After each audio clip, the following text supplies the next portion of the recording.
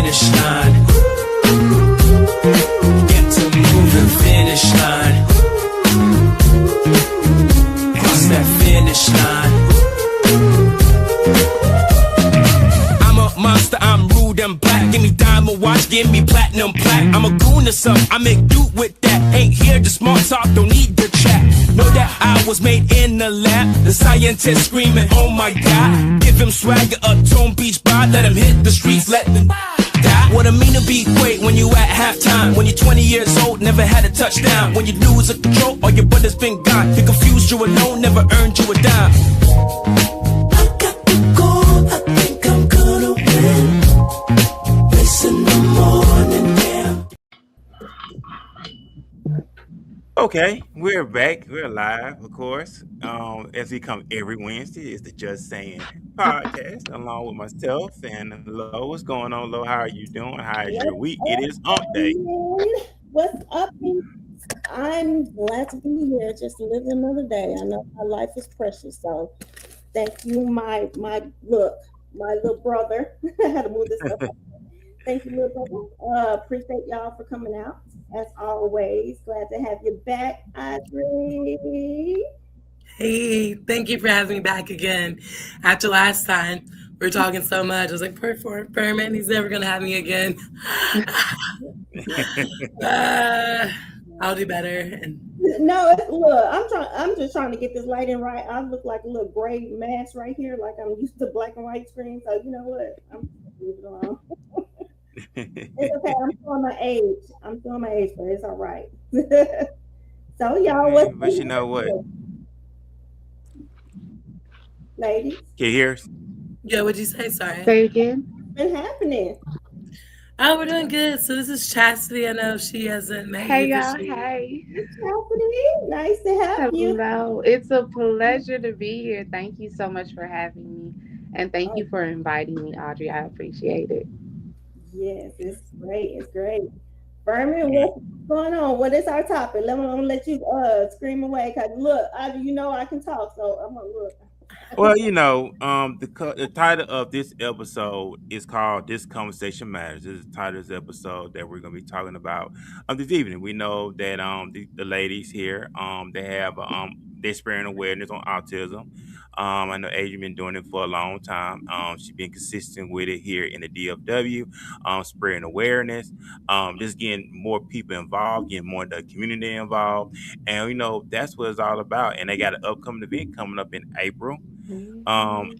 Correct me if I'm wrong. Is that right? In April, That's right? right. Okay, in April, gonna talk more about that, but really talk about autism, bring awareness, because it's the things that we're not too many people not familiar with. But I'm glad that y'all lay along with Chastity here to bring awareness, enlighten us, educate us, open up our understanding when it comes to autism. And we know that people have autism in their family, autism with children, even adults have autism. And I work in law enforcement, and of course Larissa was in law enforcement, so we have inmates who suffer with autism as well.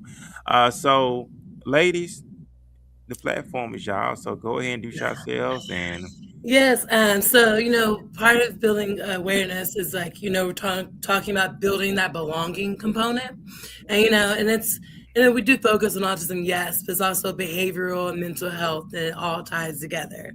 And so we really are trying to create more opportunities for children, adults, people in the community to be involved and to get exposure. And so what I mean by that is when we have these events, like, yes, it's for the kids, absolutely. But also, how do you bring awareness?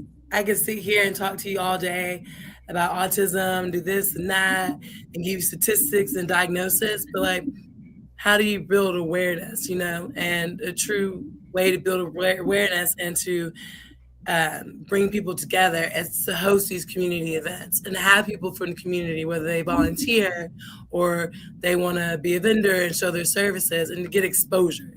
There's always, fear is usually driven by the unknown. And so we want to create safe environments for the children and their parents to feel safe, and also give people in our community the opportunity to be a part of it as well. So we can all be unified, because it all starts within your community, and it's something I take pride in, not only the autism community, but the community in which I live in. And I can go on, but I don't know, Chastity, you want to chime in? You can interrupt me at any time.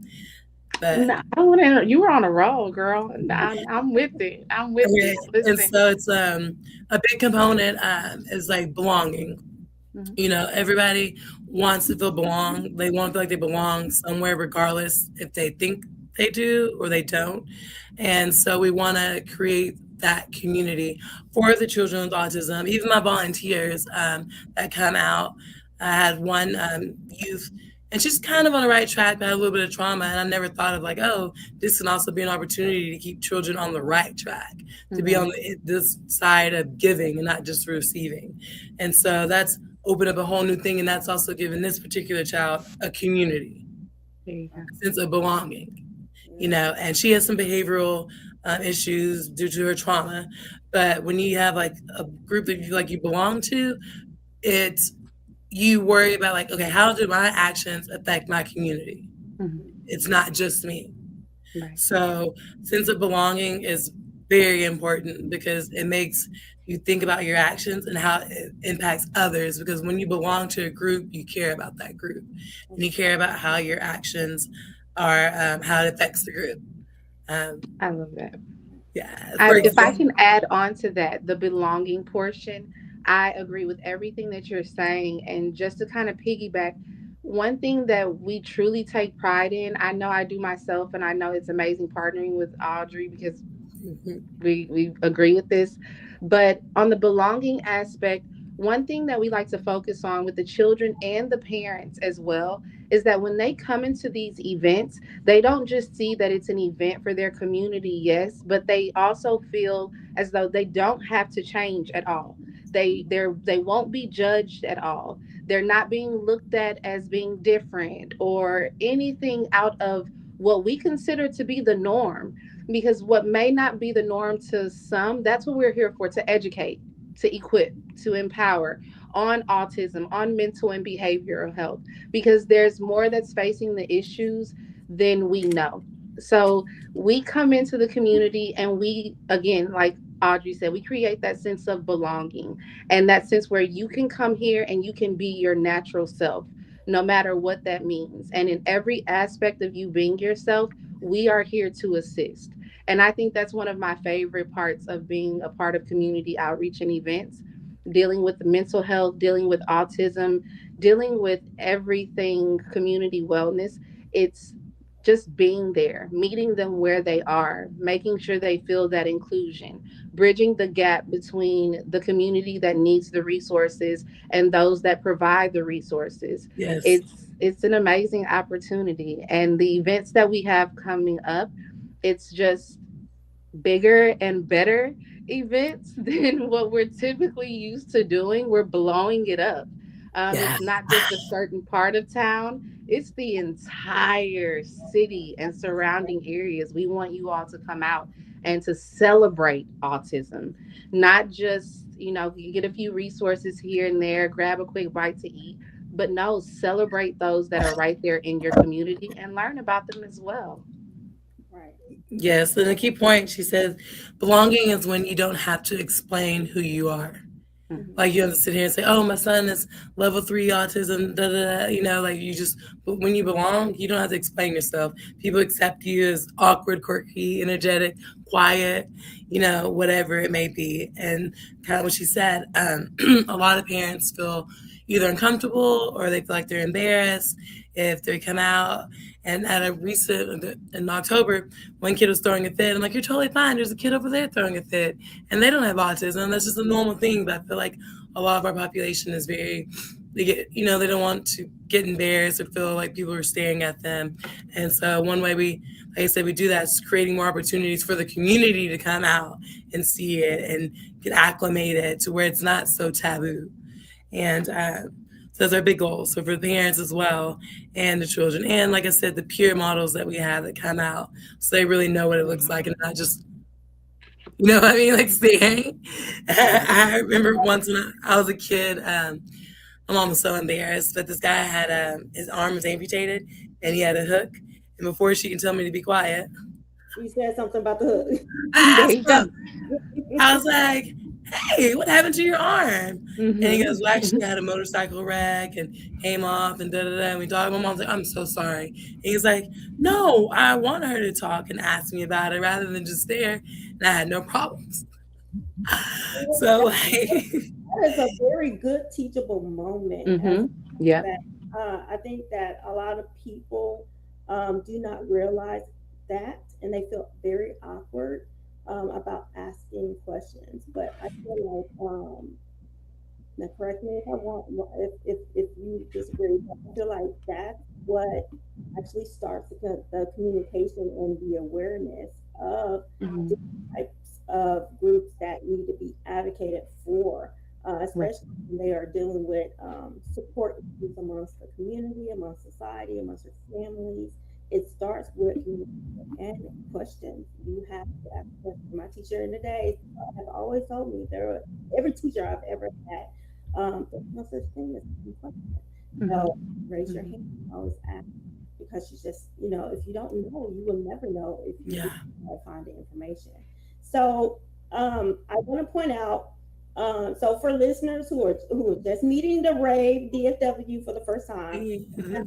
like, that is the heart behind the organization, Mm-hmm. including awareness amongst the communities, and not just awareness among communities that are wealthier or have an abundance of advocacy, but among communities that do not have resources that they're Mm. not able to obtain, because that Okay. is a problem.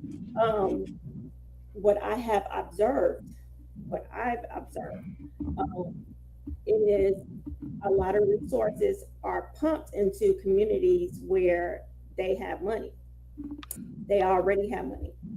And of course, it's a problem because it's their children. So, Mm-hmm. they're going to try to get as much help as they can. But a lot of less resources are pumped into our community.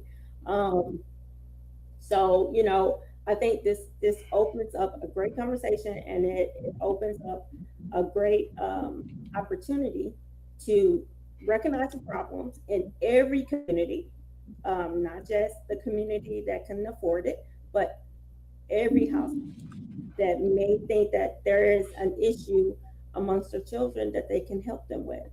Um, I Question for you ladies. Mm-hmm. What personal moment or experience made autism advocacy more than a cause for you, but a calling? So I heard your story earlier, about asking the question about the man that amputated his hand. Was that the beginning for you, that you think, or is there a more personal story? And please chime in, Chastity. Please, I want. No. Oh, I've got something for you. um, for myself, I actually I was not familiar with autism, particularly for years within my family. Or of course, going to school, I've seen the children in classes, I've passed by them in the hallways, but it wasn't until recently that a cousin of mine, and one of my closest cousins, here in Louisiana, she gave birth to a child and a beautiful, beautiful son. And he's 4 going on 5 now. And we found out that he is autistic. And it wasn't until over the past 2 years that I got into the mental and behavioral portion of the world. I wanted to know everything mental health when it came to my community and my people. And the reason being is because I faced so much personally as a single mom out here and as a Black woman out here. I faced so much that took a toll on my mental health. And then as a single mom, I faced situations that, I may have made enough money to be able to afford certain things, but not enough money to be able to receive the assistance to really get me all the way through. So now, once I got to that point, I had to find out, how am I going to navigate through life. I can be one of those that complains, or I can go out there and I can figure it out. And I had my moments where I complained. I had my moments where I threw my fit. Oh, I definitely did. especially when I was making those phone calls to 211 and all of the resources that people would give me. And they would tell me, Yeah. Okay. Sorry. One. They're good, but yeah, they're not great. So mm-mm. they need to work on trust. Yes. What was Listen, your I give experience credit. with 211? Oh, Yeah, I give credit where it's due, but when I called these locations, it's like they would give me a list of everything that I could do and then ask me, so let me ask how many people are in the house? How much do you make? Oh, well, that may not work for you. And it's like, okay, well, let me go figure out what works for me. And I did. It's deeper than a Google search. It's more than a phone call. It takes a few emails. It takes for you to pop up and visit. It takes for you to bug a few people. But so I began to rejection, Yes. And I and began then to gather those resources myself. And then when people like my cousin came around with a child who is now on the spectrum, I'm able to let her know you need to find the proper ABA clinic. You need to go ahead and reach out to proper Medicaid-based mental health clinics. And if you don't have Medicaid, then let's go ahead and find some with sliding scales that go towards your income and what you bring into the home. get These on are that waiting resources. list. Right. These are things that we're not typically told about. We don't know if we don't have the time, we don't have the mental capacity, we're overstimulated, we're overwhelmed. I took it amongst myself to figure it out, but I don't want my community to have to go through all of that drama and time that they don't have to lose.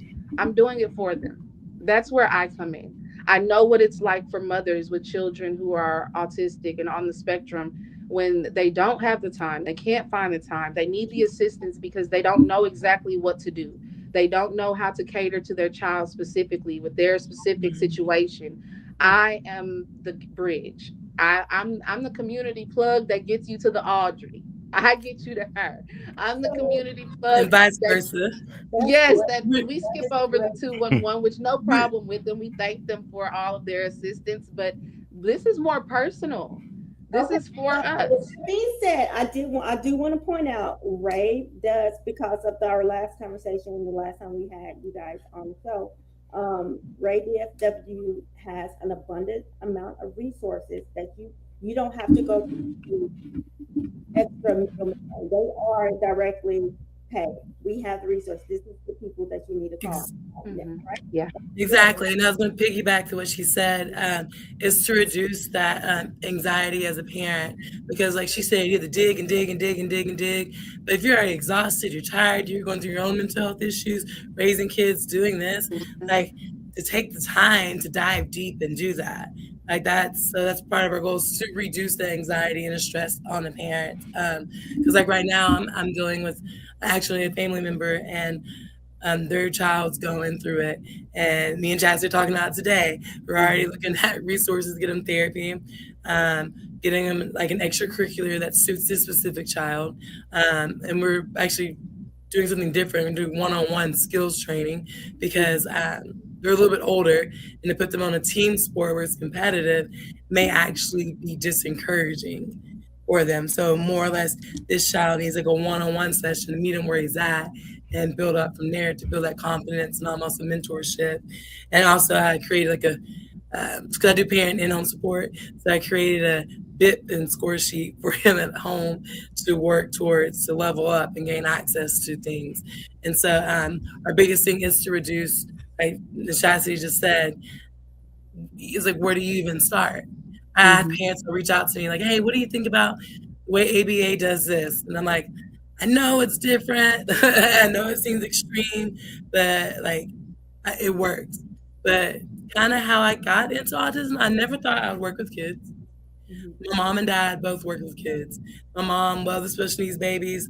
My dad's ran group homes, boys and girls clubs, that kind of thing. I've always been involved in charity. And so when I graduated college, I was a speech therapist assistant, and I was like, I'm going to work with accent reduction and actresses.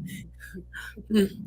So, anyways, from there, And that was not what God had for you. He said, "No, we got something greater for you." yes. And so Yeah. I was at a private school, and the awakening moment was probably I had a child, and at a daycare, you can't, even though it's a private school daycare and I have to be certified, you can't diagnose because they can sue you, all this kind of stuff. So I had this kid slapped the mess out of me, like slapped me. I, Ooh. like, I think he slapped me harder than my mama. Damn. Like, I mean, I'm like, yeah, what y'all gonna send help? And then the same child pulled this girl's hair back. We were in the computer lab. She fell to the ground. I'm just like, what do I even do? I can't spank you. That was a moment. That was a moment. What do I do? And so from there, I went to the behavior clinic, and I was a registered behavior technician for 3 years, and that taught me all the skills to deal with behavior. So then I went to public school, hoping to teach other teachers, kind of thing. But then I figured out my way that, like, I'd rather be community based, because people, they're going to teach or do what they want to do. So I'd rather provide resources to parents that are willing, and then less restrictive in a school environment. Because school environment right now, the way it's going is that it's testing. If you can wipe your butt, you're taking STAR tests. Unless your parents don't know this, but parents, you have a right to say no to STAR tests. And now, if y'all notice, within the state of Texas, it's more, they are pushing more towards, hey, you teach your own kids. And they are given this large amount of, or access to money. These children, education. They don't have, and COVID should have taught us everything that we needed to know when it came to parents who are not, I'm not saying that they're not able, but that is not everybody's a teacher. That's why they have jobs as teachers. Exactly. Not everybody can be a cop. Not everybody can be an actress. Not everybody can be a FedEx driver. And I shout out to all the teachers out there in the DFW and everywhere, literally in this whole country, because children from elementary to high school, that is a challenge on a daily. 11 years in, and I'm out. Yes. How can I attend events and send monetary gifts? I'll put my email in the chat. Oh, okay. And then I'll put my email in the chat, and we'll post it. And I think it's on here, and I'll put our donor link and everything. Thank you for asking. But as we were saying, don't misquote me. I may be quoting this wrong, but I believe it was Keller ISD superintendent stepped down because Keller was wanting to remove some of the Fort Worth schools from their ISD, because it's based off 4 walls. So all you need is one wall, like Highland Park. How they're able to get away with Highland Park being away from Dallas is that, like, it's Dallas, Highland Park, Dallas. So all you need is that 4 wall is one area to be another city. So I believe, and she was a white lady. I'm pretty sure it's Keller. And I was really shocked. Because of that airport, it made a big old difference. I was really shocked that she stepped down and she was against it because of those tax dollars. Fort Worth is a lot lower socioeconomic status, and they were wanting to take away the Fort Worth schools and opt the Keller ISD. And she was like, no, like, these kids need the resources as well. And I was getting chills. I was so shocked. Like, oh. That's one of those things with belonging and inclusion. Belonging and include, because that's where it starts. That's exactly where it starts. We can sit here and say it starts in school with these children and how they're raised. And no, it's really what they're watching and what they see. And they're only mimicking what it is that they see. They're a reflection of who and what it is that they are around, what it is that they're being shown, what it is that they're being taught. So I applaud the superintendent of Keller, if that is indeed who that is, like you said, Audrey, because it takes some serious courage nowadays to go against a school district, to go against a community and let them know, for the children, I'm going to step down. This is not what I'm for. This is not why I came here. We won't separate them. We will include them. We will not say that they do not belong here because of where they live. Education is education. All deserve it. We're going to include them. And that's where a major disconnect is happening. We send our children to these institutions nowadays where, unfortunately, they don't belong. They're not treated as though they belong. They are included for monetary purposes, yes. Okay, definitely, you're correct. Definitely. And that's my opinion. No, that's right. You're right. You are right. You know how it's set up in these schools. It's set up in 2 ways. It's set up for you to be a worker bee, or it's set up for you to go to jail and to, or like seriously. The jail part. The jail part. I See, that's why worked in corrections for over 25 years, y'all. Mhm. Yeah, that's really where my heart kind of goes. I want to make them functional members of society. And how do we do that? Give them exposure now. But that jail part, it hits me because that's what I'm working with the family member, son of mine, because I'm just like, this route isn't working. And so that's why it's so important for us to come together as a community, because the thing about it is people complain about tax dollars, paying for inmates, this and that. It's like, well, why don't you invest in your community now? So these children that potentially could be criminals because lack of resources, lack of, training of functional skills, mental health, whatever it may be, invest in them now. So later on, they're functioning in your community. And so you're not having to spend or waste money on jail and because they'll complain about that. But it's like, invest in your community now. Like, make your community great. And so it's just, advocating for those kids as well. Just like today when I was talking to Chassity, I'm like, I really want this kid to do well. I'm concerned. I'm talking to mom. And then I even was talking to mom today and I was like, understand, I am not here to judge you at all. Like, I'm here to just support you. That's all I am. I'm not even here to boss you around. You don't even have to listen to me. But I'm just giving you my solid advice and what the next steps are that we should continue taking. And we actually have a meeting at a school, and she's like, "You're coming, right?" I'm like, "Oh, that's implied." But I'm a nice advocate. I just make sure that everything is. Because I've had some advocates that were just out for money, and so they were giving the teachers the run around and being real jerk. And if she's watching, you are. Anyways, grant money that don't need to be repaid, they're gonna get it. I mean, that's what being a nonprofit, but actually it's probably better advocate. But there's some advocates that get paid like $4,000 for 9 months so to make themselves relevant. They just cause a ruckus and want to schedule a meeting every 2 weeks. They're not really advocating truly for the child. They're trying to make it look like they're doing something for the parents and keeping them busy as to why they get $4,000 for 9 months. It's like, we could have 1 meeting, 2 meetings, and been done, but you're just dragging us out because you're out for profit, and that was actually appropriate for the child. Her example was, I can say it, I won't do no more. They wanted the kid to be in gen ed all day long with an assistant. I'm like, that's not inclusion. No. You in kindergarten, first grade, and you sit over here with a 40-year-old woman all day long. Yeah. That's not truly being included. That's just kind of pushing them in that one little class so they can be always single. What's the word I'm using? It's okay. It's okay to be in there for 30 minutes of support, then like leave, come back, but all day long. No, it's not. Like that's not really inclusion. That's it's not, and it doesn't help the student, and it doesn't help them evolve. You get codependent. Yeah, exactly. Now, the last time RAAVE was on the show, my grandson was here, and for those who do not know, my grandson has been diagnosed with autism. Okay, he has improved so freaking much, and I'm so proud of him. How so? With speech or behavior? Behavior. Remember, that was the issue. He had such an issue with his behavior. But my daughter, she pushes for him like she grinds hard. I don't have to do anything really.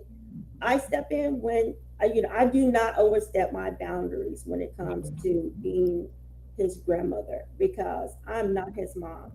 I am grandma, so I am there to support my daughter. Exact support. Him. Yeah, and I think a lot of parents and grandparents need to understand that stipulation. They only need to come in there when the parent says, "Okay, I need help."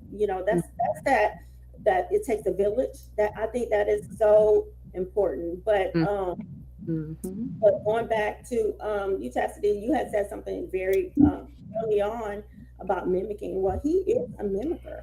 He still does it. He hangs.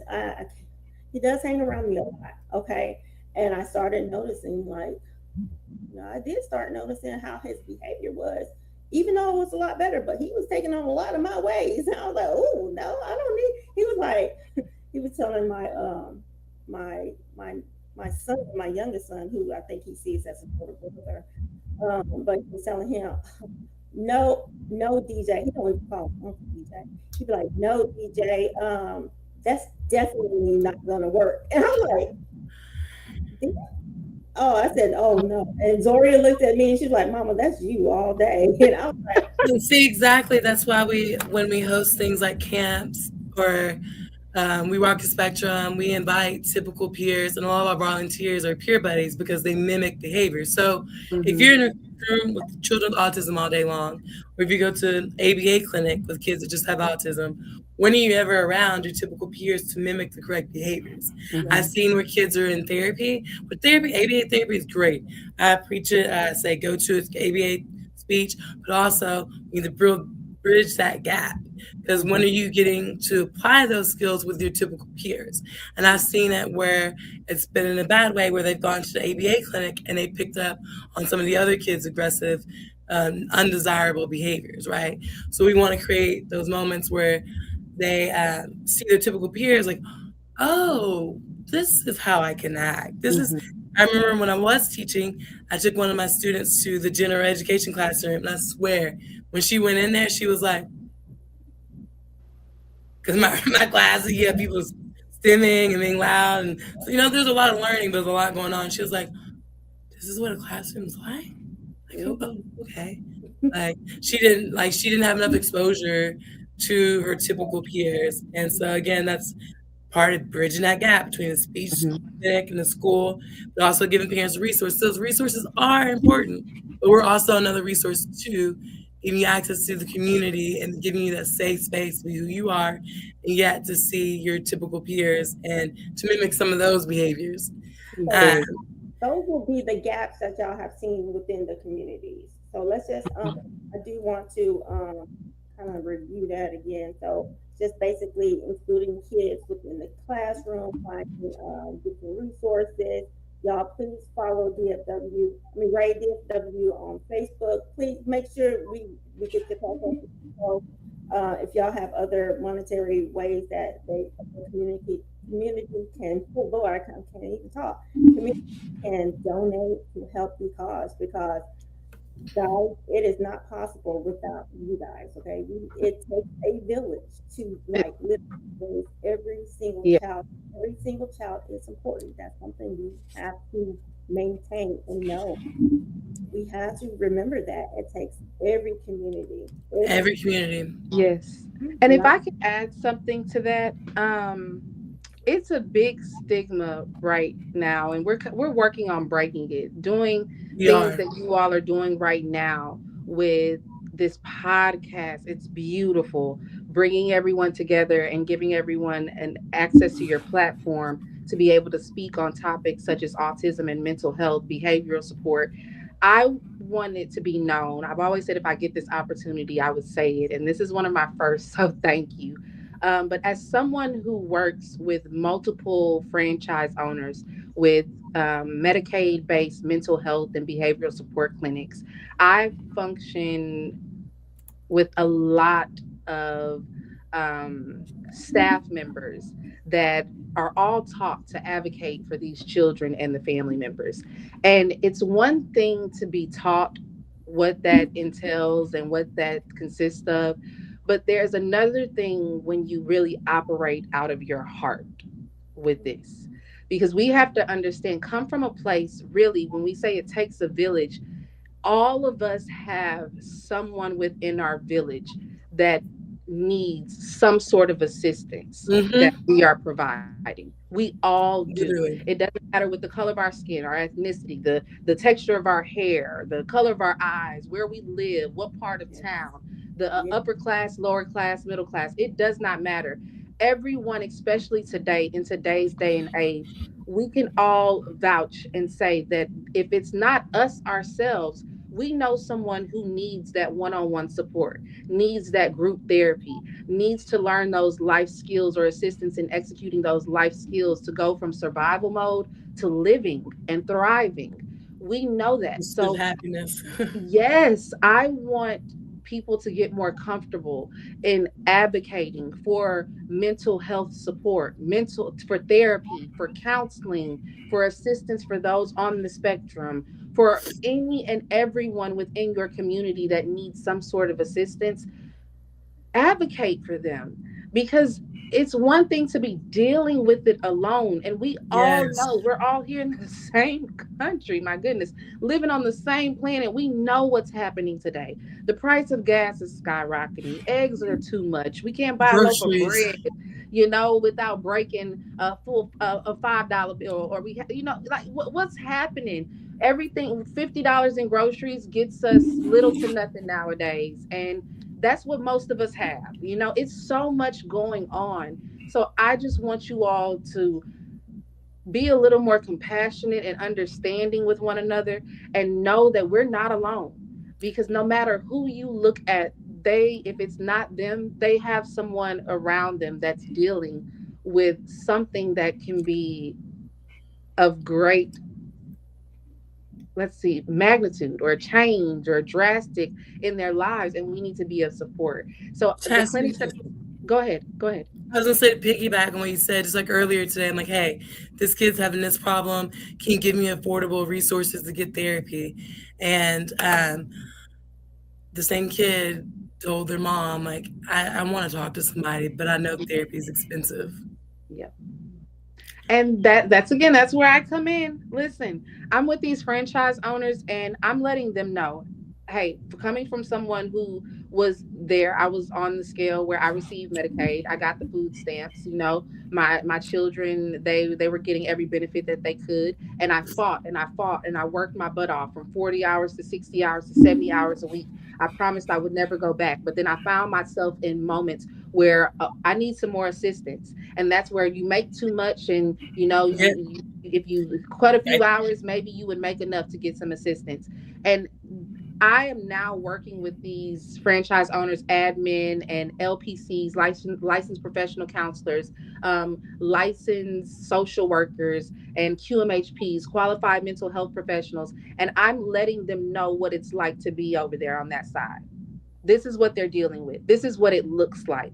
So they're looking out for us. They're looking out for you all. Anyone that needs assistance, they're welcoming you with open arms. Again, that's that sense of belonging. That's what they're showing you. You will not come over here and be judged, but you will be helped. You will be And assisted. it's okay to get help. And You it's know, okay. We want to help you because we understand. It's not that we've never been there and we don't understand how you got there. We've been there. Let us help you get you past there.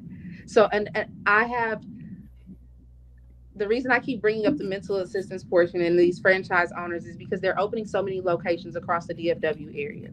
So this is companies such as Care One United. They have qualified mental health professionals or QMHPs that meet you where you are. They come to your home. They'll meet you at school. They'll meet the children at the park, meet you at a restaurant, whatever the case may be, wherever is most comfortable for you to have that one-on-one, for you to get that assistance. Anxiety, depression, ADD, ADHD, life. hey, Hey, we're here. But whatever the case may be, we're all here to assist you, and we're covering a vast majority of the areas that all of these communities are in. And even if, yes, we accept Medicaid, we're Medicaid based, but when I spoke about that sliding scale, self pay, we have those options as well. There's no reason that no one doesn't get, and everyone doesn't get the assistance that they desire and require, and because it's here. sorry, So, and not only that, it's like you said, the belonging component. It's like mm, mental health shouldn't be so taboo yeah. because, especially with men, I mean, minorities of all kinds, just even I've known Caucasian men as well that were resistant to therapy. And like, I don't want to get emotional, but my brother committed suicide this past year. And it's just like, had we, if he had access to like things like this back when he was younger, or if we didn't make it so taboo, no one questions if you take a high blood pressure medicine. They barely even suggest that you should stop eating pork and lose weight. You just take that pill and you're fine. No one questions if you need insulin, but so taboo when it's like to go get your mind right. Because if your mind's not right, the rest of your body is going to start failing eventually too. Yeah. And so I just, like she said, the belonging. I wish these resources were available. So I guess how I got into this was bridging the gap, but it just breaks my heart to know that sometimes these resources aren't available and people are not familiar with it and they struggle by themselves and people end up dead. Mm. You know, when it's a preventable death, it's the best way I can put it. You know, it's like, right now we're on a suicide crisis, not a suicide pandemic yet. Yeah. But like just this year, I had 3 family members, brother, and then had a younger cousin. I think she's like 11 or 12. Mhm. And then another cousin is in his 40s. But yeah, it was like a 12-year-old. I was really shocked. I was like, ugh. So it's just, I don't want any family to have that. I want every family, I paid for someone's son before before I linked up with Chastity, but I paid for them to go get therapy because I did the research through our job, through the particular adult job. I mean, it was exhaustive resources for 2 days and I couldn't find anything. So I just signed them up somewhere where you can get therapy because I'm like, it would literally break my heart to know that somebody would lose their son because they didn't have money to put him in therapy. And so, it's bridging the gap, making parents feel safe, building confidence. And we do all these things, like I said, through events, connecting them with the vendors in the community. I mean, I've even partnered with the chiropractor now. I see he does adjustments. He saw me and he's like, oh, you're right, blah, blah, blah, arthritis. I'm like, oh, no, not author. And then but I was seeing him for my anxiety. And it's been amazing. I've now been able to not notice when I used to be able to notice when I'm about to have an anxiety attack. Now I notice when my nervous system is trying to trick me into anxiety. So Aspire Health Clinic and Dr. D, he's great. He's children, adults, and when he first adjusted me, like the middle of my back, I believe, is the fight or flight. We didn't touch that. and actually, when he saw me, he was like, "You have bad anxiety." He's like, "How can you tell?" He said that my heart rate was higher and some of my muscles were compulsing to the higher heart rate, while some of my other muscles were at the regular rate that they should be. I'm like, oh, teach me something new. So a lot of people don't know that chiropractors, well, you have to find the right one. Yeah. Chiropractors, especially the new age ones, can do digestion, sleep, behavior, focus, anxiety, all those kind of things. And I found a good one. Like I said, Dr. D Inspired Clinic. I always tell people, find a chiropractor. Now I know one. But that's, shout out a lot of people don't think about a chiropractor for behavior and mental health. But I'm telling you, the first time I got adjusted, I swear, when I got out of my car and started driving, I saw clearly. I'm like, was my brain so fogged that I wasn't seeing these trees? Like, I mean, I don't know. I felt like I got glasses for the first time or something. Like everything was so bright and clear. And I'm like, what did he do? Like my nervous system was just so out of whack. So that's another resource that people don't know about. When you find a chiropractor that knows about mental health, like it's a great, valuable resource. And it's another way to, not just be mad up. I was thinking about upping my anxiety pills. I'm not gonna lie.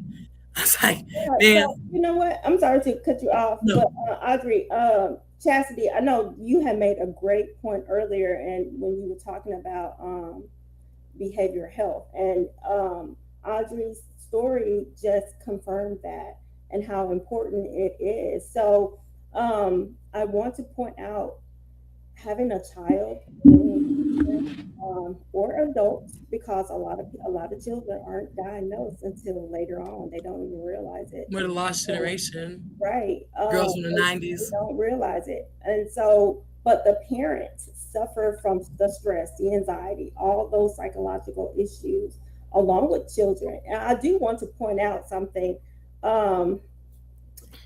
Even though there's no cure for autism. Okay, there is no cure for autism. You can have underlying mental health issues like bipolar, schizophrenia, all those type of things. and you can take medication to those issues, but there are things You still have your moments. yeah, you're gonna have your moments. So it is very important about that. And so Chastity, I did want to ask you a question since you have brought it. Yeah. Um, let's see. Dang, I just had the question right here. Here we go. Okay, so what are some of what can what can the churches, the communities, and I know you brought up about different franchises. So, what are the things that they can do on a small level? Like, what if they didn't want to necessarily contact like an organization or anything? What do you guys think that they can do to like start off? Because sometimes people need to just like get a little push in order to get them involved into the things that they are they never even realize that they're passionate for, because you don't realize it until it affects you, and then when it affects you, that's Mm, and I it see what you're becomes saying. an issue. Mhm. You know what I'm saying? That's when You you only care when it happens to you. yeah, because and That's Alex. I'm so happy about your story with the chiropractor, because there are a lot of medical professionals out here that will gaslight us, especially women who go Mhm. through um, Mhm. different psychological issues, and they like to say, "Oh, it's just in your mind. Nothing's really going on. You just need to relax," and they're not really listening. Oh, It's really No, and he's so good. He saw me for 3 weeks in a row, and then he's like every other week, and then he's like once a month. So he wasn't just trying to drain the bank. I'm yeah. like, you're real good. You know what you're talking about, and you're not trying to drain my bank account. Like you're not just trying to make money. Well, You're being that's honest. fair. I'm sorry, That Chastity, I'll let you take over. no, you're good. You're good. that is so real. Um, Go ahead, Chad. I love that question. Because I think that's, as someone within marketing and community outreach and events, that's a part of the marketing aspect that I really see is missing. It's that conversation and the communication on a more personal level. So when you brought up the churches, oh, a lot of us, especially within our community as Black people, we were raised in the church, and that's one of the first places that a lot of us would assume that you can go to when you're dealing Right? with mental health. And this may I'm not spark even gonna some say nothing. controversy. It really may, but I'm all for it. I promise. Um, we have been raised, especially when it comes to the church, and I won't take this conversation too far, but to where when we have issues, which is correct, we take it straight to God. We do. But our flesh is what we're not really thinking about. Our spirit, man, yeah, we go to God. We pray. We pray on behalf of our flesh. The prayer comes from our physical mouth. Yes. But that feeling, even after the prayer has been sent Mhm. up, the feeling of the flesh, the heaviness of my heart, this physical Dealing with being the of earth. mine, I still am hurting. I'm still feeling heavy because that hurt. It hurt. So how do I continue to go on? And that's where I would recommend that the community providers, the community servicers, the service providers within the community, the churches, the small organizations that are throwing these events, these the groups, the fraternities, sororities, wherever it is that our communities are meeting outside of clinics or virtual Zooms or webinars or wherever the case may be, it is our responsibility to do welfare checks, not just because they didn't answer the phone for 2 or 3 days, not just because the Bible said in this book, in this chapter, on this verse. No, simply because I care. That's where Yep. that love comes from. That's where operating out of the heart comes from. And I always tell my children, one, not only are attitudes contagious, but two, treat people the way that you genuinely want to be treated. And if I don't hear from you, I'm going to check on you, because if you don't hear from me, I would hope that you check on me. So it's not that I need to go to therapy to be checked on, but as my neighbor, check on me. Whether you feel like you saw me and I smiled, you know, behind a smile can be a laundry list of problems. Genuinely check on me, Don't tell me that you didn't have time, but you had time to sit in a funeral home on 2 Saturdays from now because I checked out of here. Don't come check me out then. We have to make it our norm, the same way we keep up with the gossip and the drama of what's going on within our community. We have to make it our norm to keep up with the well-being and the true genuine connections and the positivity of the community. We have enough people spreading the lies and the foolishness, but who's spreading the love and not saying, The well, grace. it needs to be done. So I sure do hope that Church ABC gets it done on Sunday when they have their family and friends day. Why are we waiting? Yeah. If anything, when we all congregate at Church ABC, that love should be so powerful. We just don't know how to contain it. We don't know what to do with it, but to spread it. We're going about it wrong. Everything is us getting into these places, the churches, our communities, our clubs, our organizations, and we talk a good game about what needs to be done. But the accountability starts within ourselves. Hmm. We can say they need counseling, but I should be able to counsel my brother because I know my brother better than that counselor will know my brother. I should be Absolutely. able to encourage him, empower him, equip him, Power. uplift him because that's my brother. And based on the love that I have for him, I know what he desires and requires to be successful. It all starts within self. And you are a reflection of me. He is a reflection of you. You all do this podcast together. You're a reflection of one another. So as your brother, if you know, okay, you were a little quiet today. You didn't say much. Or you were a little That upbeat. What's Friday when I going called on? you, I was like, "You seem really tired. I'm gonna make this That's it. quick." Check on me. And you know what I said? No, you don't have to make it quick because I needed to talk to someone. I need you to sit on the phone with me. That's fine. Sit here because even if I don't talk about it, sometimes it's the fact that your energy alone, your presence alone. And if we want to take it to the church, some you remember there's a verse and I'm paraphrasing. I was raised in church and I don't know it all. I promise you. But there's a part in the story where he said, if I could just touch the hem of his garment, okay? So with some of us, it's if I can just be in the presence. The Bible says, and the church says, if where two or three are gathered, he's in the midst. So Fellowship. if you just check on your sister, if you just check on your brother, if you just check on your friend, it's there. The healing begins right there. I don't have to pay the additional for therapy because my therapy could start with you, friend. My therapy could start with you, sis. If you just care, don't come and judge. Allow me, allow me to belong. And that's what Create a belonging. space where I belong, where I'm comfortable. We were just talking That's about what it it is. And yesterday. so when you piggyback on that, it's like when you already have that belonging and they come to you, then it's like we need more resources. Like the family member came to me and I've been helping them. I'm like, okay, I'm giving all the expertise I can give. We're needing a little bit more. You know what I mean? Like I know what you need. And we were even talking. She's like, "Oh, you do this?" I'm like, "Yes, yes, yeah, I'm already on that." Mhm. But like now we need like a counselor where this particular child feels more comfortable. So like you said, check on your people. Like you said, you know what they need because you know them.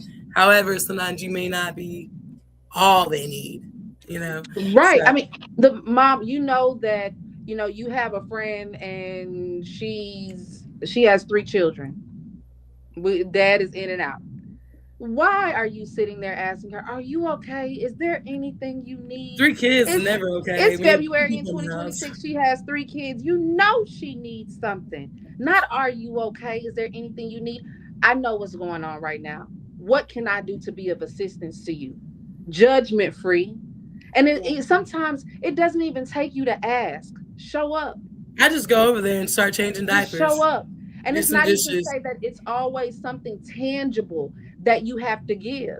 And it's not always to say that you have to deplete yourself in order Right. to be of assistance to others. But no, in a moment, maybe it could even be sending out a prayer. It can be shooting out a text message. It can be copying a meme from Facebook that spoke to your heart or a video and sending it over to your friend because you know it'll speak to them in the way that's necessary with what they're going through. The fact of the matter is that we've taken out the care. We've taken out the care. Selfish. You have brought up a lot of good I know, issues. I'm taking notes. Talking yesterday, Furman, if you want to chime in on this here from our discussion yesterday, but you're absolutely right, and that support can come in so many different ways. DFW, for all the listeners out there, that support is coming in as, hey, we have resources here to help you on the path that you need, in order to help them, your family, and everything. And you said something very important, Chastity, about not repeating yourself. It's so important because a lot of, even though that's my brother, but my brother will suck the life out of me. You know what I'm saying? Or my sister will suck the I'm life. having a little hard time hearing you. Sorry. Can you hear me now? That's better. Sorry. Okay. So, what was Furman and I was having this conversation just yesterday, and you know, Chastity has said something important about family. And so, support comes in every type of way. Support in your group in RAAVE DFW comes in in the form of, hey, we resources for parents. We have, you don't have to go through this Google search and search and call all these numbers. Hey, we already for you. You are going to be that helping hand that you need to get your family through this here. And it's never a crisis. We are a village. We are a family, and we are there for you. And that is why it's important for everybody to understand what RAAVE DFW is about. We want you to really look at, go to their Facebook page, donate where possible. Please do that. Follow them. Get the word out there because it's so important. It's so important. Last time you guys were on the show, and I've shared, it's not a secret. My grandchild, but for a lot of, I was raised by baby boomers. Okay, I'm a product. I'm a Generation X. Okay, so this is different. This generation do not mind saying, hey, they have promoted their whole life online. I will say that. But my generation was, you stay quiet about things in the family. You stay quiet about things that are happening. Someone even suggested and that you don't have to endure that. You have support. And like I said, support doesn't always come in the form of, hey, well, let me call my friend and I can just, she tell me what her problem is. And I can, support can come in. I just need someone to listen. I need someone to listen. And I just need them to be empathetic with what I'm going through. Because when you are at your bottom and you don't have support, you will tank so bad. And nobody. My circle of friends is like very small. So shout out to Herman, shout out to Furman, and shout out to Galton, because those are my best friends and their wives. The girl, now Furman is not married. So I love my boy. My boy's like, I ain't married. That's a good point. Because I'm the one that usually everyone goes to. So they my girls too. But my circle of friends are very small, but they always checking on me. Furman is always like blessing me with the word. He's always like, hey, you good? Going good? Are you straight? So I appreciate that. Herman always called me and he's like, hey, I'm just checking on you, Lo. I'm jealous. Yeah, So why did you check on me? I'm kidding. I feel like because I'm the leader. And I've been knowing them since I was 14. I'm just joking. Through friendships, I've been through a lot. I grew up with these men. You know what I'm saying? And their wives literally can't. I have nothing. I love my friends, and Furman has become a part of that group. So I love my little look. I love my little brother because he's young.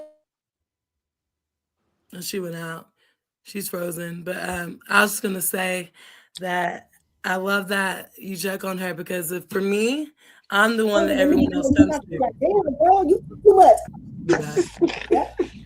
we always have that person in the family, in a group that is like that, but we endure so many burdens from that, and we don't have to endure it by ourselves. I just finished Furman, this. I want you to chime in about it though, Furman, because you good with the word. Now you good with the word. You can come up with some stuff because you have studied that, and sometimes I need to hear that, and because I don't know the Bible, like, And sometimes, I know that. not to be against the Bible, but sometimes people, I won't say need more than just that, but that's not something that, when it comes to mental health, that doesn't necessarily reach them. You know what I mean? And so, yes, church is good for those that it works for. Like, just because the word didn't work for you doesn't mean that I can't offer mental health services to get to you.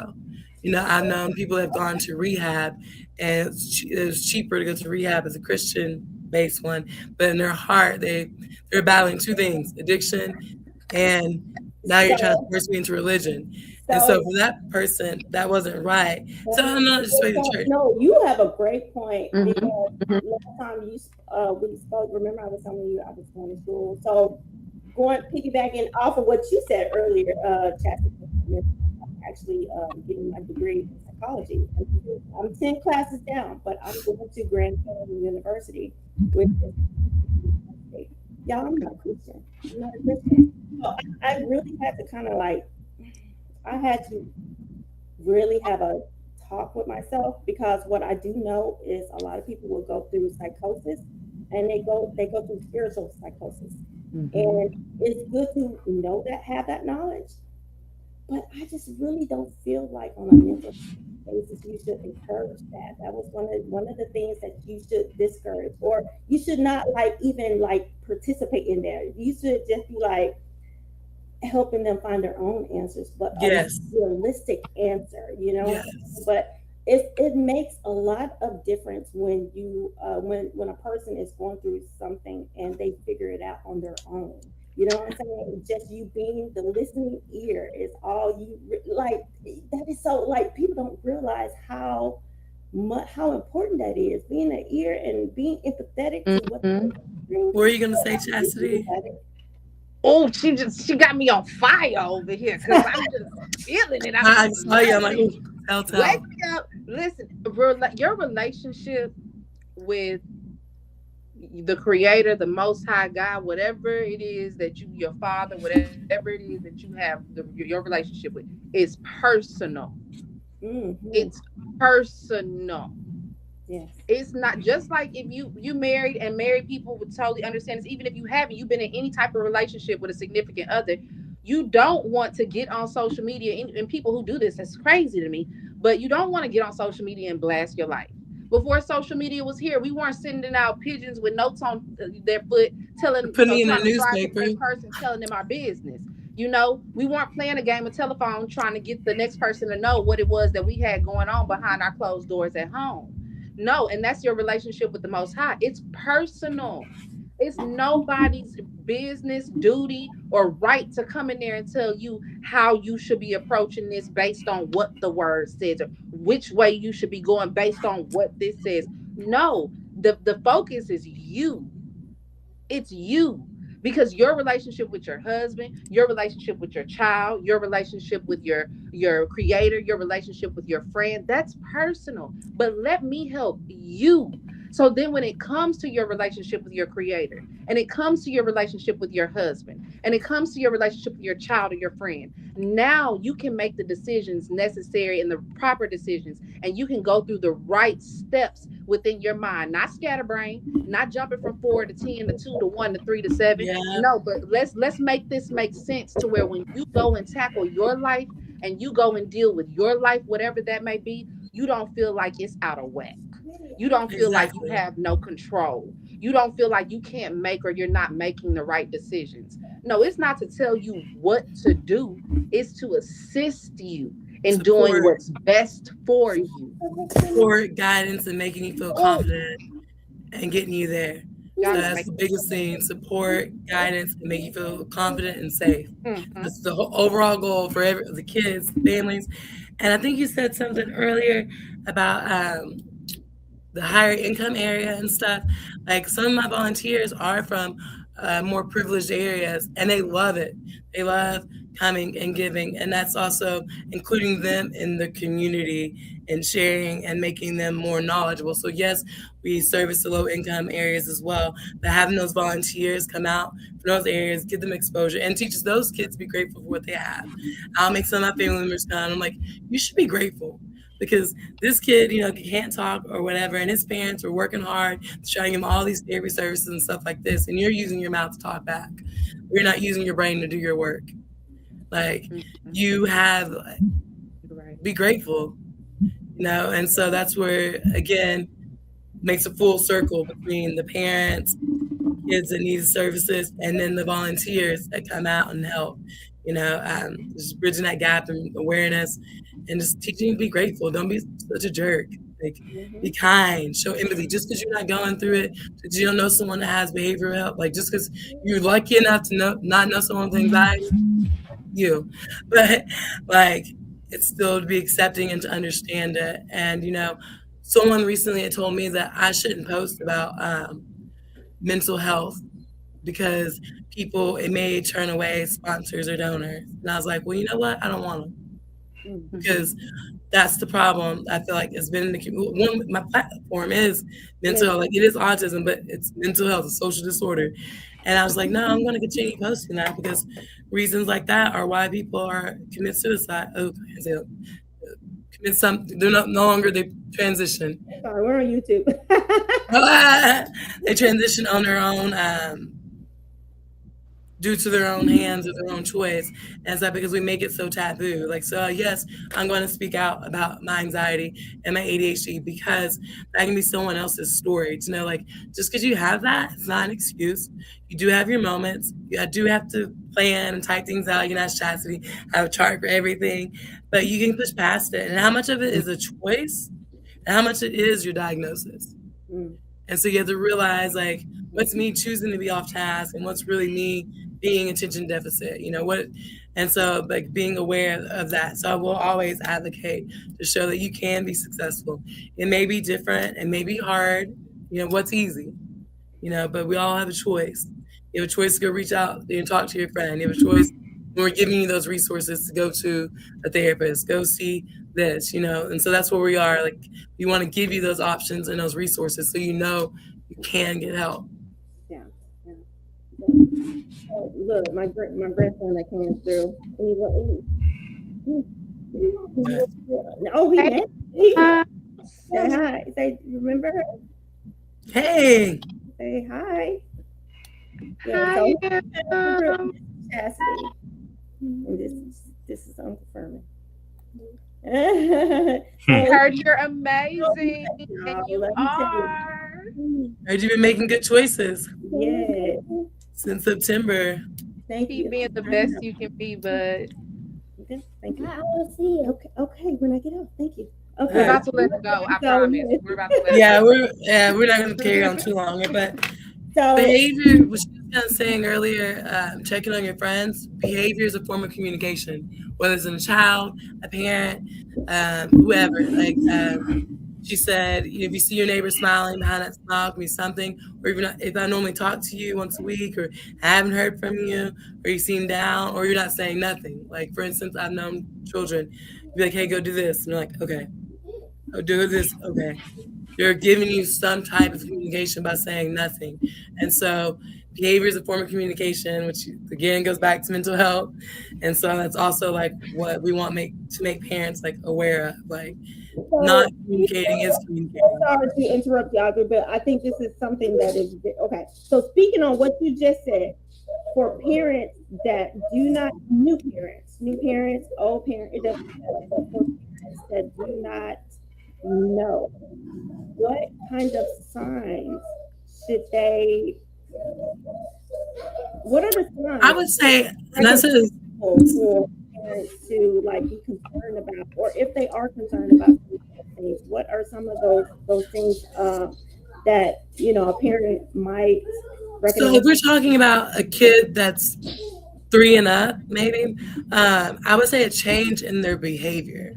Mm-hmm. Like, if they're always chipper, chatty, always talk to you, say hi, my day's doing well, and then they slowly just don't talk, or they run away and hide, or they get quiet more often and become more self-reserved. Like I just say changes in their behavior pattern that weren't there before. Non-verbalness at all, just not being non-verbal, like a period, or just growing and not, being aware, or stimming. Can you explain? Can y'all Are you tell talking about autism specifically or just mental health? Oh, specifically? Yes, autism specifically.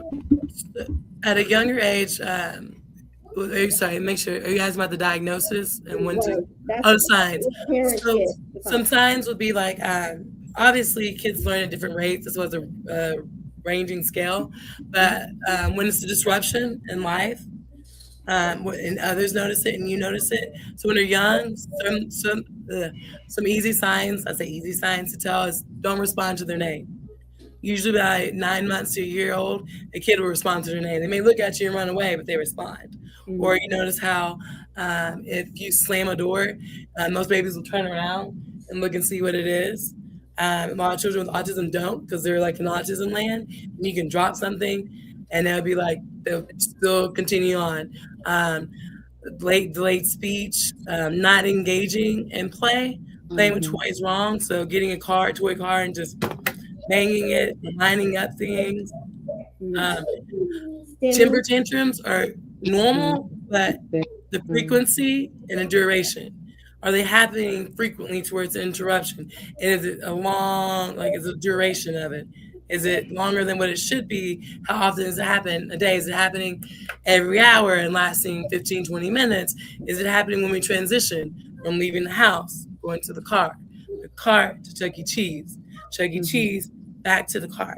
And a recent event, I had to help a kid leave. I was like, I overstep maybe. I just couldn't help myself. And I was like, Mom, I got it. And I went underneath his arms and helped get him outside. And we talked about it. And that particular child always has problems transitioning. And that, like I said, they can be transitioning from bed to bed to shower to brush your teeth to, like I said, the car, leaving places. So transitioning, duration, the frequency, and then when you suspect a child that maybe not autism, but maybe they're going through something as they get older, and maybe it's later on, girls don't show real signs of ADD until they're in middle school. And people blame it on, oh, your boy crazy. That's why your grades are dropping. No, because we're the lost generation. Most of the studies were done on, unfortunately, white boys. They were more disruptive. And so they call us the lost generation and say we weren't diagnosed with ADD as a child, and that led to us getting anxiety because we had undiagnosed ADHD. And so a lot of times in girls, it may seem like our grades are slipping and we're boy crazy, but in all actuality, our ADD is starting to show up.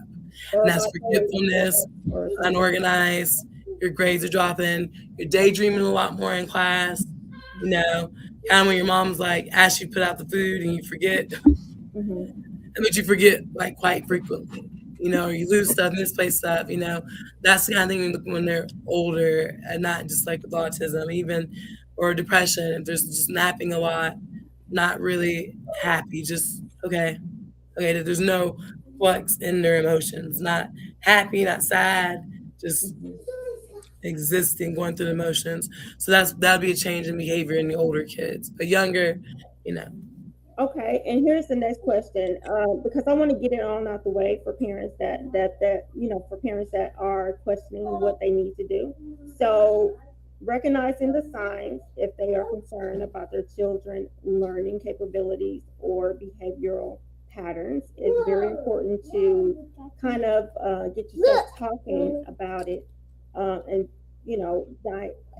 I hate to say diagnosing as a family, but that is what we do. You're gonna get on Google. You're gonna be like, what do I do if my child is? This is a typical thing. This is what parents do all the time. I say is I go to the doctor and tell them, like when I got diagnosed with anxiety, I go to the doctor and I say, this is what I'm seeing. Like, and instead of coming in with the diagnosis, I say, like, this is what I'm seeing. I'm seeing excessive pacing, not responding to name, crying a lot during transitions, excessive, and I'll even bring in the data. I mean, you can make it up. Like, hey, every time we go to the car, every day, we cry when we leave. we do this and that. So I go and tell them the signs and the symptoms and go from there. Now it's like, oh, you're just tripping. It's like, okay, now take it to the next level. And you got to be your kid's own advocate. You got to speak up. Recognizing those patterns, bring it to the attention of your provider or physician, your child provider and physician, because the next step, if in this case, they would need a diagnosis from a doctor to receive those care programs, that care, that extended care from the state, especially when it's provided or funded by the state. And not just a school diagnosis, they need a medical diagnosis. Right. And you have some. Go ahead. You have some facilities, such as the ones that I partner with, where they have a licensed professional counselor that will run an assessment on that child to see what's going on. But before, as a mom and as someone who's in this field, we always want to know who's running these assessments on our children. What company are we sending them to? Yes, anyone nowadays can go to school, get a loan, and get certified. So we really want to take that time to see who it is that's assessing our children, because when this is a very sensitive and serious topic: autism, mental health, behavioral health, and behavioral support. So you don't want just anyone assessing your child. And at that point, it's almost like, okay, well, how do I know if it's the right person? That's when you come across a person like myself. You come across a person like Audrey. You even come across someone like yourself, as a grandmother, I know what it's like with dealing with a child with autism. So, and these are the things that I've learned over time. Just being able to share that information brings so much more awareness to the topic, I promise, and to the subject at hand. And it relieves them to a certain extent. It definitely does. But as someone working in this field and working with so many different clinics, I would honestly recommend that you do your research on that clinic, even when it comes down to the assessment, but also keep your own assessment journal. I tell my parents all the time when I come across them at events, and they're like, one day it's good, and then, 2 days it's bad, and then 3 days we're in between. Journal that, to where you're not sitting there and now you as mom or dad or aunt or grandma, you're overstimulated now because you're like, this was just a week of I don't know what the heck happened. But no, instead, take it down. Breakfast, when he woke up, this is the mood that he was in. And when you wake up and you see, okay, well, he was in that mood Monday, Tuesday, and Wednesday. What happened Sunday night? See the pattern, or see the growth. Take yourself back there. And then, okay, now that I see what happened Sunday night, as we're approaching Sunday into the next week, let's change that portion of the night up. Let's see how this week goes before you just go to someone and say, hey, when this happens, he loses it. Well, no, let's figure him out as well. Yeah. Don't just let the LPC or the doctor or the social worker or anybody just tell you this is the problem. Go at home, figure it out. No different from what you would do with your diet. If you were facing something personally, you would keep some documentation to see what's happening with me. Or even if you're lost, you might not know what to do with the documentation, but you can present it and be like, this is what I'm seeing and all that. So like I don't expect, because we're coming from mental health behavior, we've dealt with it. But if you haven't dealt with it, at least do that running record, like she said. And so you can present it to someone that could help you. You can call me. Because for example, when my mom goes to the doctor, now she's older, but a lot of the questions that is asked of her is when she answered the questions is completely broad. I mean, so broad to where I have had the privilege to work with a lot of different doctors because of the career I had prior, and we were partnered with the county hospital. So the frustrations on the doctor's faces, and I can tell when they work. So, a lot of the time, I was like, no, mama, if you notice that they are brushing you off, call me. So she would start by calling me, and then I would have to make my way through what time, what, when, where. If I asked her, hey, mom, what's your blood pressure? It was 162. No, my mama's doctors know me. Mama. 162. Your nurses do too. You got you can't 162 win. And then she was getting frustrated because, I was pressing her. I said, well, this is Right. what is going to happen when you go to the doctor. You got to have your stuff together too, because, every doctors aren't like what they used to be. You know what I'm saying? I Like, don't know what they used to be. I'm still young. no, But you know, I bought my mom a smartwatch that she don't wear, yeah, but it's to keep her heart rate, sleep, all that kind of stuff. And I'll be catching her when her therapist comes over. I'm like, do you have your data from the watch? Mm-hmm. And her mom and the nurse would be like, you and want to do it, she's but like, I like you. And I'm like, no, it's charging. and throw it away. So I think that's important when we talk about family support. Get in there and support your family especially when they are dealing with something that they don't know how to. That is one. To tell you the truth, that's one reason why my daughter actually took our grandson, his grandfather, and me. We both talked about it. Talked about his behavior and how it was odd. We have 3 children, and so brought it to her attention, and she was Wow. like, I don't know. It's like, so I'm like, baby, look, this, no one is, I'm still learning as a parent because you're still learning. Right? I will forever be learning. I'm learning as a grandmother, but I can tell you the things he's doing, and because I have taught like mental health over the course, and I've experienced different people and a lot of issues that they have gone through, I can tell you his behavior is something that you need to get checked out by his provider. So I'm happy you have that she had you, because I've known some people that should get their kid diagnosed, and they're like, so I can't legally diagnose your kid. I was like, I'll even get on ECI and pretend to be you and fill it out. And I'm trying to thought. It was ADD. I heard squirrel and got distracted. Lucky to have you, because most family members like, oh, that's a kid being a kid. Yep. And they just like blow you off, but you're like, I have kids, and I'm telling you. And then it's like, your family told you what? Okay, like, do they work with children? Do they have a degree? Are they a licensed school psychologist? Are they a psychologist? Are they a BCBA? Are they a pediatrician? What do they do? And so that's your family heard she was lucky that to have concerns and bring it to her daughter, because that's also sensitive. But I don't care. I'm going to do what's best for you. And if you and my family especially, I want us to do better and as a group. And if I could have been there for my brother, I would have been. So definitely good on you for speaking up to your daughter, because a lot of people are like, oh, that's a kid being a kid. And it's like, why? I don't care. I don't know why people are so afraid of a diagnosis, like, not my grandbaby or something. And it's like, no, your grandbaby needs some help. Stop telling mom that they're good. Like, I work with a bunch of kids, and this kid needs some help. Like, it's not bad to need help.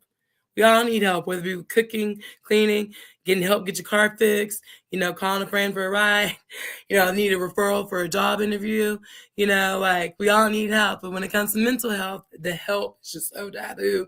Or getting a diagnosis, like, it's just like, no one's hesitant about that,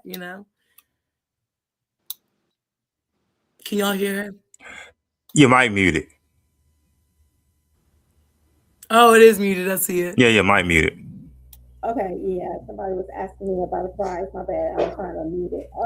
But that is why, because especially in our community, that's why I said earlier, we as a family were dealing with issues. It was always don't tell outsiders about our problems in our family. So that was something that was always kept in dark. Like, it was almost like you should be ashamed. So I definitely get it. I get it. I can empathize for parents that have been raised that way, because my generation. But as a parent myself, I did not want to be a part of that. It ended with me, because I don't get that. It's like, I'm like, why not speak up about it? It's okay. It's okay. It's definitely okay, but like, a lot of people just don't like sharing the business. And no, I don't share my business like that. I mean, don't like sharing the business, and I think that's what kind of pushes them away from getting. So you think people push away from therapy because it's telling family business, even though it's to a professional? Most definitely. Most definitely. Most definitely. But my therapist never heard anything about me. I had no problem. Especially our culture. especially when it Mhm. comes to their children, because children is a special topic. No one likes Mhm. their kids to be talked about. I had a friend who her two children were diagnosed with bipolar, ADHD, ADD, like, and I was very careful with what I said about her kids. I know she wanted to put her kids on medication immediately. I was like, no, you should wait. But when she started, I saw how I felt like she got offended when I told her that. So I was like, okay, I'm overstepping my bounds. Yeah, I love you. I think you should just wait just a little bit because once you on these medications, you have to stay on them. So I you, say follow the doctor's orders because I'm pro medication. yeah, I You know, mean, especially if there's a true chemical imbalance. but a lot of people were misdiagnosed too. So if you have to be vigilant in your kids' care. And I just, as a parent, I don't ever want to give my child. I want to be a part of all of it. I want to make sure that what I'm doing, and there's no guarantees. Of course, Right. I'm not an I, all-made parent. I'm still learning as a parent. I'm still learning as an adult. I do not have all the answers, but right. I used to be anti like no medicine, just therapy. But then when I got in the school system, I some would people see do kids. medication. I Yeah, used to see kids that were medicated and the ones that weren't, and they had a higher academic level, could maintain and do more work tasks, and were intelligent. And I even had a student that wasn't medicated one year, basically nonverbal, and they had tried therapies and it really wasn't working for her and her family for their situation, and they did medicate her, and they worked with her at home too before that. And then once the medication came, she started speaking clearly and like making complete sentences, being able to identify stuff. And at that time, the kiddo was about 6 years old, so she was finally having her word spurt of like a 2 year old at this point, and it really yeah. helped her. I But I definitely used to be understand so what you're anti saying. against it. Yeah, But it has to be the right combination, the right doctor. Back yeah, to what Chastity was saying, yeah. the right doctor that understands you and understands your needs. And when you take those medications, you also need to be journaling that, because the first 2 weeks is like a trial of how, Yeah. because you have to do a 2 week checkup. And that's like a trial to see how it goes and how it didn't go. You know, 'cause it's going to take some adjustment. That's why you takes about first week and then the And second week. that's a discipline, even just to like writing the stuff down. You might do it for a week, but it actually takes Oh discipline. yeah, it's not gonna come easy. It's It is definitely it's a not. lifestyle change. It's like going to work out. I've been trying to work out faithfully on this get thick deal, Mhm. and I skip about 4 days a Me week. It's too. only 7. But at first I was only doing it 1 day a week. I done got up to 3. I'm getting better. Yeah. I said that to say thank you. It takes time, okay? And it takes dedication and discipline. And Mm-hmm. all of this doesn't come in a day. So don't sit here and think That's that it's it. people out here in the industry that's like, oh, you're gonna get it and you should be able to get it ASAP right. No, I'm struggling myself, okay? I know Just someone went to watch. therapy once, and they're like, "I didn't feel better afterwards." I'm like, you usually don't for 2 years. But luckily, I'm very socially, emotionally aware of myself, so it's a different story. And I'm like, it's not supposed to make you feel immediately better. You got to be consistent with it. Yeah. Just like being consistent in relationships and all that. And I know we're getting a little bit over, so I just kind Yeah. of want to say, but that's why this matters. Um, Yeah. to have these inclusive events, provide parents with the resources, and then once you're given those resources, coming back to the community and applying what you've learned after you've gone to therapy, after you got ABA services. you know we can connect you with the resources, the chiropractor, the clinics, the licensed psychologist, an ABA therapist, insurance. We can help you with that. And then we also have the community events where you can get that exposure and feel safe on all boards. And that's important at the end of the day, because to be a functional member of society, to not struggle for years, be in a rut. So everyone have like the basic right of pursuit of happiness. What So is at the end of the day, your it's thing? important for everyone to be, not everyone, so I can't judge people for not wanting to be involved in the community. However, that's why it's important to me, Chastity, Rave, all of us, Yeah. to create these community events, provide these resources, because even if you just save one life, you change one kid. I got you now while you're 11. like we can start working on you now while it's safe and break those habits, and you can be the best that you could be. Like I'm considered the lost generation in the '90s, where girls weren't diagnosed as ADD again because of we're people pleasers typically by nature, so we were able to blend in and mask it. And now, years later, we have anxiety and ADD because we were untreated. So we want to be that connection, that plug to bridge that gap and to help you. Like instead of like how much further in life could I progress if I had got an earlier diagnosis? How would my brother then if we weren't so taboo about mental health back then? So again, just bridging that gap, giving them the connections. And Chastity, I appreciate you as you the therapy and the counselors. Like she's like awesome on that. And like we're working together, and that's my area of growth. But she's got it, and then I do the community events. So together, it's great. So that is good. That is some good stuff, y'all. So, Furman, I know, you want to? Furman. I know, sorry. That's my closing statement. I'm good. Just, Nah, you good. You good. Like I said, a lot of time you just got to sit right. Shotgun and let people say they got to say. That's what it's all about. You know what I'm saying? So I do have a question. When is the next event? How can people be involved and how can they plug in? so the major event is 411 to 411. That's going to be the autism celebration. We're going to have foam machines, snow cones, popcorn, pizza. Shout out to Lions Club. They donate a lot of pizzas to us. You can help by either like donating gift cards or your time to help set up, clean up, come engage with the kids, come help run the arts and craft table. Like we can give you the equipment, I can train you, and like we'll always have like our trained volunteers know how to help, so you can volunteer, give money before 411 the autism come out. You want to be a vendor? There's some resources. I think someone said they can provide these resources to our parents.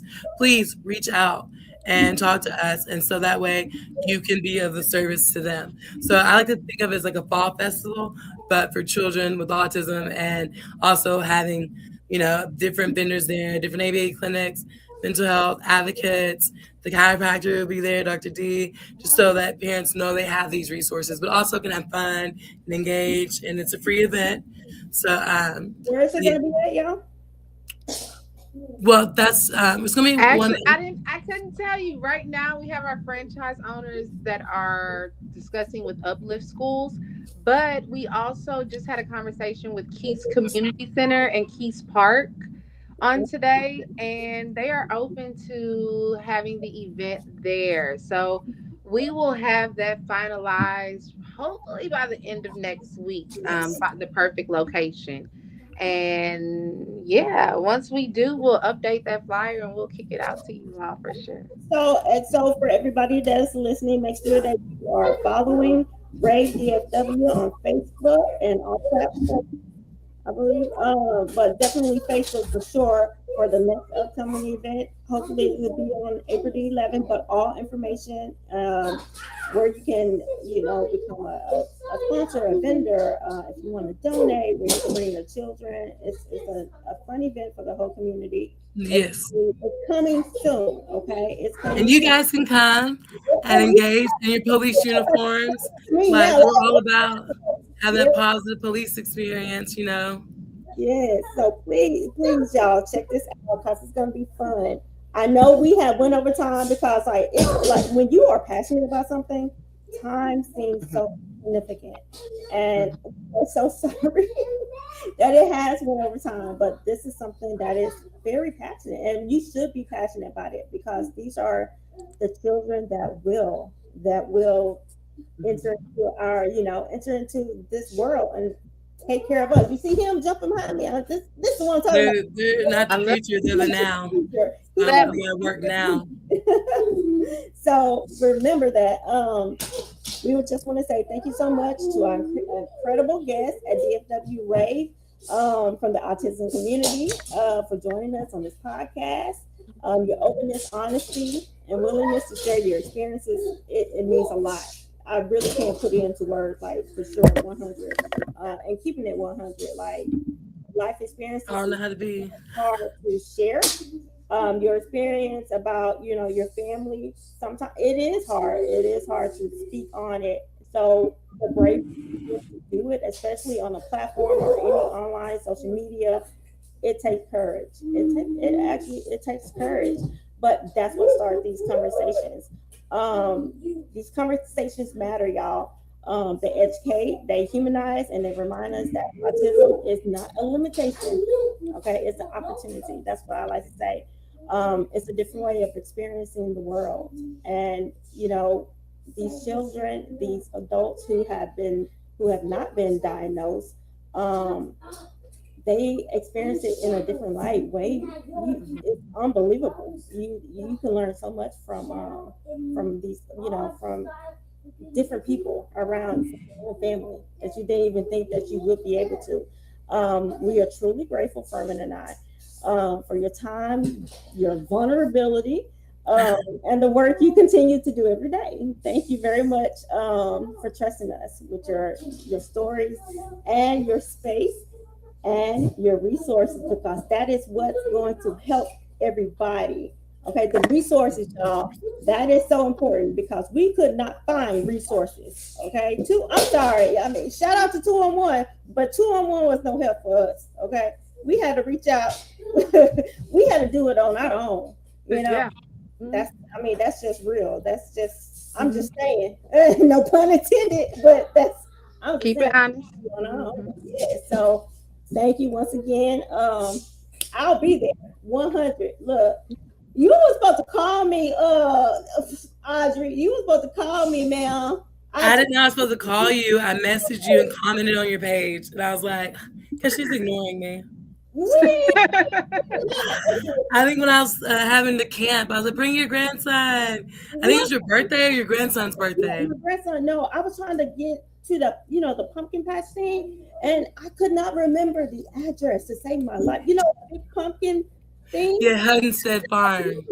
Man, I looked it up online. I could not find it. I was like, what? Wait a minute. I know the address on this. Yeah, it's a farm. It's in the country. But that Man, was a great event too. my grandson bothered me every freaking weekend it was in October, November. He said, we ain't been out every single day. What's going on? You just do me so wrong, Granny. I was You did.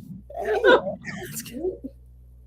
I'm kidding. I'm he kidding. was telling me right now I'm doing him wrong. That's why I had to put y'all on mute. I was like, I'm gonna start sending you our calendar for the projected out calendar so you can be in the loop and come out. So I appreciate your support. Thank you guys. Thank you, Furman, for I know you started the Yes. podcast 3 years ago, in 3 years. Then you and Lo started this one, and I appreciate it and having us on here and taking out the time. Thank you. Really enjoy you guys, and thank you for allowing us to share and spread awareness and how people can help. So thank you guys. this would not be possible. This podcast would not be possible without Mr. Furman Jackson. So it's Yeah. big shout out to Furman. Like, I love this brother right here. I love him. He is, I'm telling you, this my ace. Like, and he brings so much positivity. I just want to say thank you once again. Thank you. Well, you're welcome. You're welcome. Thank y'all, ladies, for tuning in and being a part and keep up the great work. We're about to get ready to leave, as well. So, man, y'all keep up the great work, and we'll see y'all here next Wednesday on the Just Saying podcast. And matter of fact, if you're on the YouTube side, go ahead and subscribe to our YouTube channel. We just got 2 new subscribers. I've seen that, so big shout out to the 2 new subscribers. We're right now, we're up to 40 subscribers now, which is pretty good. But we want to get it on up there, right? So, man, really help us out and subscribe, hit the notification button. And once me and Logo live every Wednesday, every other day, of course, y'all will be the first one to know. So, man, pass this platform on. Big shout out to the lady that was in the comment section. She said that this podcast is very, very informative. So big shout out to her for saying that. So that let me know that God has his hand on this thing. So we looking forward to bigger and very great things. So Lo, if you have any final remarks before we get apart, then we'll pass it on to the lady with their final remarks. No, not really. You pretty much. Okay, awesome. Awesome. I appreciate you as well. You always got a place in my heart. You know that. And I tell you that all the time. So ladies, do y'all have any final remarks? Start with Miss Chastity. Any final remarks that you will leave here with the listening audience? We're gonna pass it on to Audrey as well. Go ahead. Yes, I just want to say thank you to everyone that tuned in tonight. I would like to say thank you to the host. You all are absolutely amazing for sharing your platform with us. and for sharing your platform with the world and getting this information out there. You all are breaking stigmas, you all are breaking barriers, breaking down walls, and it's absolutely beautiful. And to everyone that's listening, to anyone and everyone that will watch, I just want you to know that you are more than enough. If you're here, that's what that means, that you are more than enough. That no matter what you're going through, just know that healing would look so much better on you. So heal up, power up, win, and know that you're worth it. You're worth Ooh, every single ounce of success. And I pray and believe that it will happen for you. Let's get it. I like And that. Thank awesome stuff. you. Audrey, any final remarks you want to leave with the audience? I think I already said thank you, but I'll say it again. Thank Hmm. you for having us. And Chastity, you've been great. I really enjoyed this partnership and working with you because it's really, we're doing so much more for the community. And, access is the start to belonging. So our goal is to create that access so you can belong. And that's through multiple resources, that's through the community, through the volunteers, through the vendors that want to show what they can do and how they can help. And so ultimately that is the goal and we are doing it. So, and thank you for allowing, like you guys, thank you for allowing us to come on a platform so we can share what we're doing and what we can offer so people can come to us and ask for help. And it's like if I can't personally help you with my expertise, and I'm going to go like we have a chain of command. Like we know, like I know this doctor, this person, this person, this person. I can give you your Google referral list. So Yeah. We're small, but we hey, appreciate. also announce I'm actually on now I'm on Autism Speaks resource page. So Oh, RAAVE DFW is on there now. So snaps for that. yeah. I got approved my application. I got to filled it out and updated my page and go look at it. So, like it's really official now. So, All right. Well, Congratulations, congratulations on that. Awesome stuff. So we about to get ready to part. thank you Um, guys. thank y'all as well, ladies, and we'll see y'all next time here on the Just Saying podcast. Thank you. Yes. all right, y'all. Bye. Good night.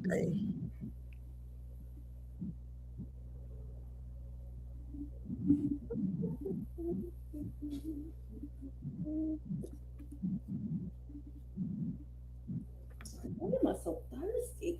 Jesus. You're not on mute.